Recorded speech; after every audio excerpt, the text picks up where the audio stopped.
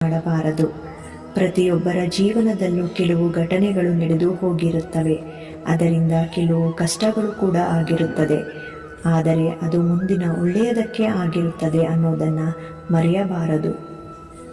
ಆಗಿ ಹೋಗಿರುವುದರ ಬಗ್ಗೆ ಯೋಚನೆ ಮಾಡುವುದನ್ನು ಬಿಟ್ಟು ಆಗುವ ಕೆಲಸಗಳ ಬಗ್ಗೆ ಹೆಚ್ಚು ಗಮನ ಕೊಡಬೇಕು.